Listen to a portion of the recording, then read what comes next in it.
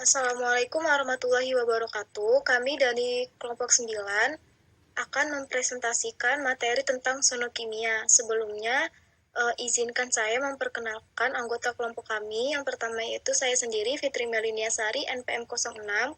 Yang kedua, Natasha Fauzia Anggraini, NPM 17. Dan yang terakhir, Rika Octavia Pratiwi, NPM 37. Materi yang pertama yaitu tentang gelombang ultrasonik. Suara atau akustik merupakan energi mekanik yang menyebar melalui suatu medium yang kontinu dan elastis. Ada dua tipe dasar dari gelombang akustik, yaitu gelombang longitudinal dan gelombang transversal. Gelombang longitudinal itu gerak partikel pada suatu media akustik searah dengan perambatannya. Sedangkan pada gelombang transversal, pergerakan partikelnya itu tegak lurus dengan arah rambatnya. Nah, gelombang ultrasonik ini merupakan gelombang mekanik longitudinal yang frekuensinya melampaui batas dengar telinga manusia, yaitu di atas 20 kHz. Dan gelombangnya menyebar dalam medium baik padat, cair, dan gas yang disebabkan oleh osilasi bolak-balik partikel pada titik kesetimbangan. Gelombang ultrasonik dapat merambat dalam medium padat, cair, dan gas. Hal ini disebabkan karena gelombang ultrasonik merupakan rambatan energi dan momentum mekanik. Rambatan energi ini berinteraksi tergantung pada molekul dan sifat inersia medium yang dilaluinya. Reflektivitas dari gelombang ultrasonik ini di permukaan cairan hampir sama dengan permukaan padat, tetapi pada tekstil dan busa, jenis gelombang ini akan diserap. Gelombang ultrasonik sering digunakan untuk memeriksa kualitas produksi industri. Dan di bidang kedokteran, frekuensi yang tinggi dari gelombang ultrasonik ini mempunyai daya tembus jaringan yang sangat kuat, sehingga sering digunakan untuk mendiagnosis, untuk penghancuran atau destruktif, dan untuk pengobatan. Yang kedua yaitu karakteristik dari gelombang ultrasonik. Yang pertama ialah perambatan gelombang ultrasonik. Gelombang ultrasonik memiliki arah perambatan yang sejajar dengan energi rambatannya, sehingga gelombang ultrasonik ini merupakan gelombang longitudinal. Selanjutnya ialah frekuensi. Frekuensi dari gelombang ultrasonik ini dapat digunakan untuk menentukan keseimbangan antara ketelitian citra dan kedalaman yang dapat dijangkau. Selanjutnya ialah kecepatan. Kecepatan gelombang ultrasonik dapat digunakan untuk menentukan kedalaman lokasi dari struktur organ yang ada di dalam tubuh. Kecepatan perjalanan gelombang suara melalui suatu medium ditentukan berdasarkan karakteristik material dan bukan karakteristik suara. Selanjutnya ialah panjang gelombang. Panjang gelombang ultrasonik ini sangat penting untuk menetapkan suatu ukuran atau panjang dari pulsa ultrasonik. Selanjutnya yang terakhir ialah tekanan dan intensitas. Variasi tekanan dapat digunakan untuk menjelaskan amplitude tekanan atau P. Pada umumnya pada penerapan ultrasonik diagnostik, amplitude regangan itu lebih besar daripada amplitude rapatan.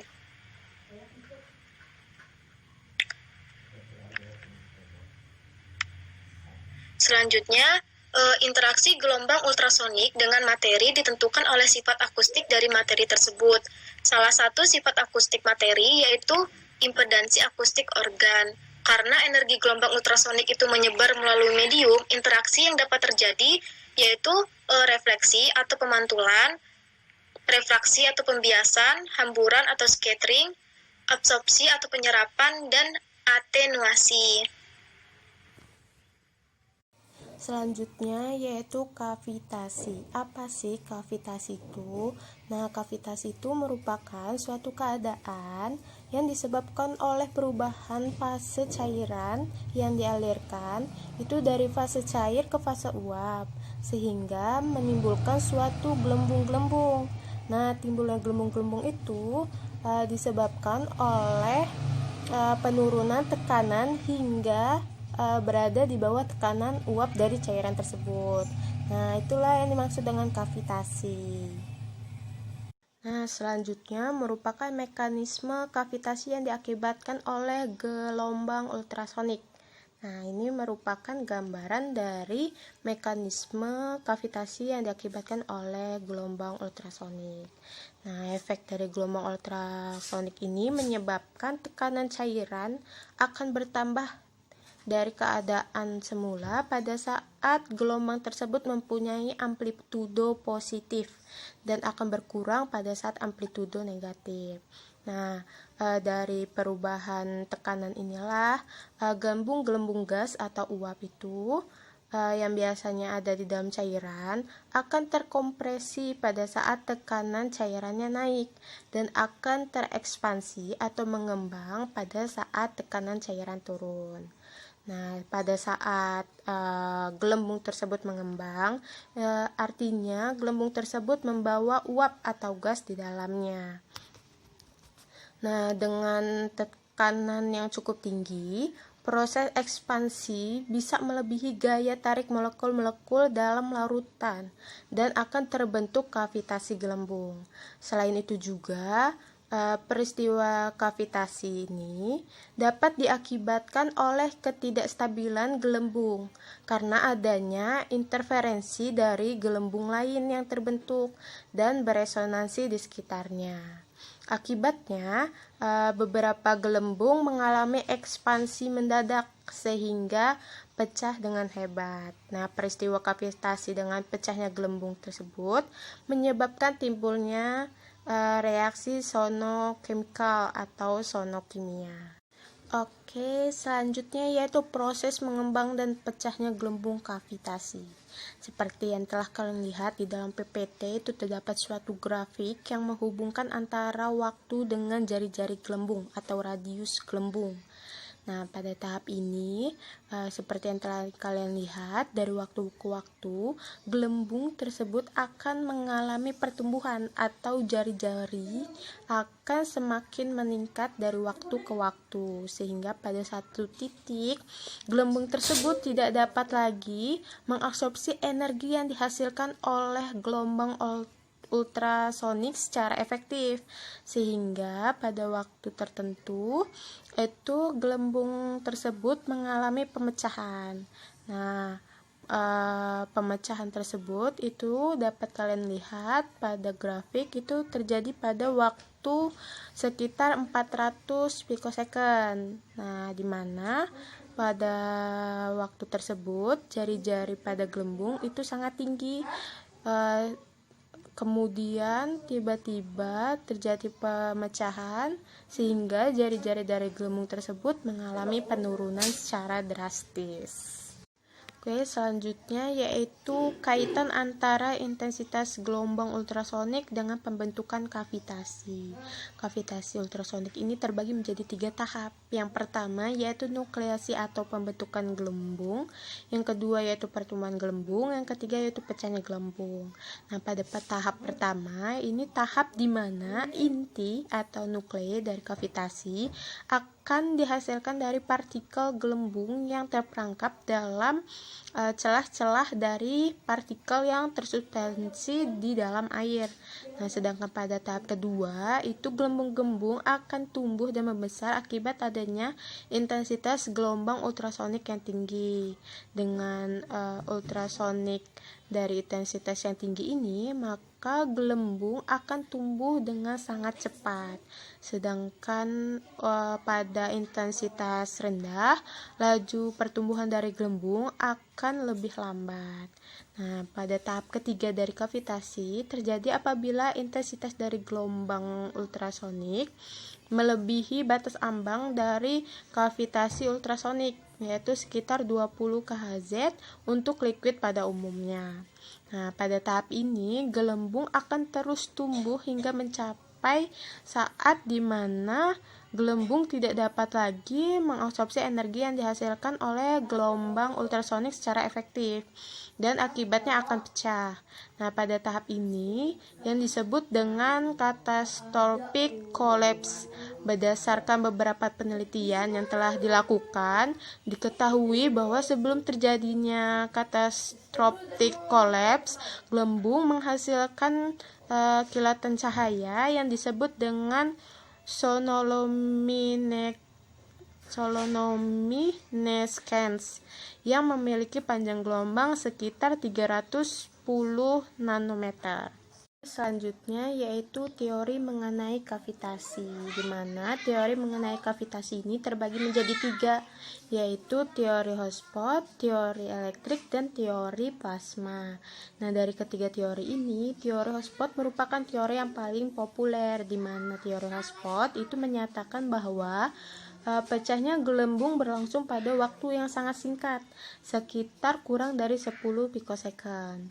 Nah, karena pecahnya gelembung berlangsung dalam waktu yang sangat singkat, itu menyebabkan kompresi dari gas atau uap yang ada di dalam gelembung terjadi secara adiabatis. Akibatnya, pada saat gelembung pecah, itu temperatur dan tekanan sangatlah tinggi, di mana temperaturnya itu bisa mencapai 4.200 sampai 5.000 Kelvin, sedangkan tekanannya itu bisa mencapai 200 sampai 500 atmosfer. Baiklah, selanjutnya saya akan memaparkan materi mengenai proses kavitasi pada sintesis material.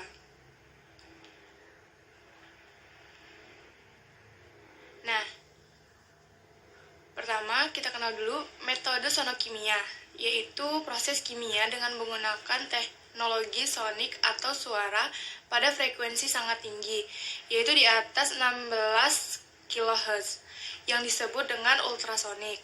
Nah, prinsip metode sonokimia ini yaitu memanfaatkan gelombang ultrasonik dengan frekuensi sangat tinggi yang diradiasikan ke dalam larutan, dan terjadi tumbukan antar partikel penyusun larutan yang bertekanan tinggi. Nah, proses adanya tumbukan pada partikel ini menyebabkan suhu yang sangat tinggi, bisa mencapai yaitu 5.000 Kelvin dengan laju pendinginan yaitu 1011 Kelvin per sekon, dan juga terjadi fenomena kavitasi di dalam medium tersebut. Nah, di mana proses kavitasi dapat dilihat pada gambar 1 yang berada di PPT ini, yaitu gambar 1 ini merupakan ilustrasi pengecilan ukuran partikel akibat kavitasi akustik. Nah, di mana yang gambar yang sebelah kiri itu merupakan ketidaksempurnaan permukaan partikel yang mengawali pembentukan gelombang kavitasi. Nah, kemudian gambar yang di sebelah kanan yaitu tumbukan tadi itu dapat menyebabkan pemisahan atau penggabungan partikel. Nah, gambar satu ini nih mengilustrasikan fenomena kavitasi yang menyebabkan terjadinya pembentukan, pertumbuhan dan pecahan gelembung kecil gas. Nah, ketidaksempurnaan permukaan partikel atau gas yang tertangkap itu dapat bertindak sebagai awal pembentukan gelembung, yaitu gelembung kavitasi pada permukaan partikel. Nah, apabila gelembung ini pecah, itu akibatnya tekanan dan suhu tinggi akan dihasilkan energi kinetik luar biasa yang besar, yaitu berubah menjadi energi panas. Nah, energi kinetik yang besar inilah yang kemudian menyebabkan partikel terpecah menjadi berukuran kecil atau nano.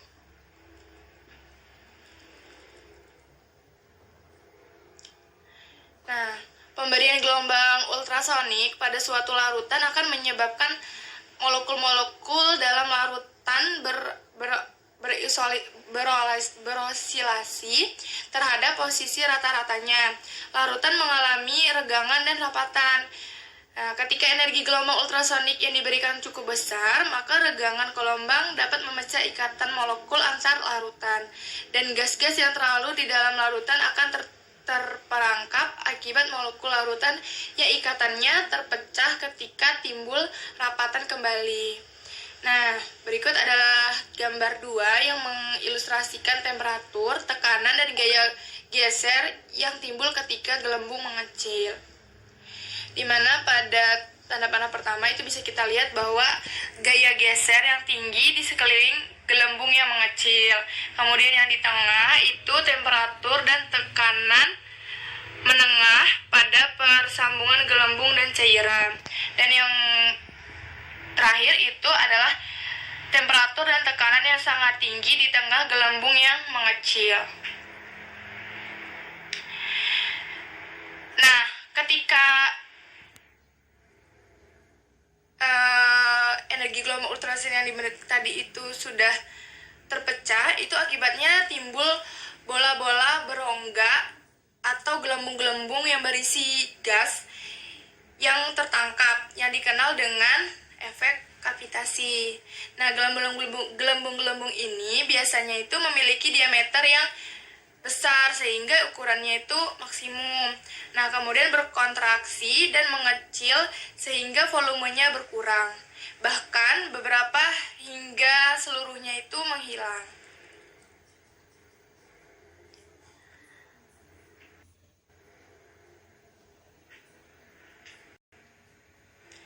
Nah, yang selanjutnya yaitu materi mengenai bits ultrasonik dan bagian-bagiannya.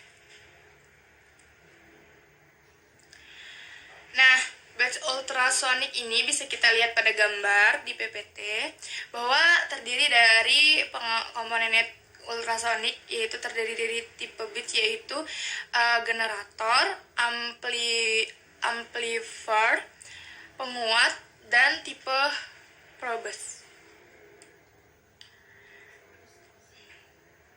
Nah, seperti yang ada pada gambar di sini, generator itu menghasilkan gelembung listrik dengan frekuensi tertentu, biasanya yaitu 20 sampai 24 kHz. Nah, sedangkan transducer ultrasonik itu terdiri dari bahan piezoelektrik atau elektrostriktif yang mengubah osilasi listrik menjadi getaran mekanis dengan frekuensi yang sama. Nah, bahkan piezoelektrik ini umumnya tuh digunakan termasuk kuarsa dan keramik, seperti itu contohnya tuh barium titanate, timbal titanat, dan timbal zirkonat titanat. Nah, yang memberikan efek piezoelektrik ini yaitu listrik yang dihasilkan ketika tekanan mekanis diterapkan, dan sebaliknya efek piezoelektrik ini sebaliknya.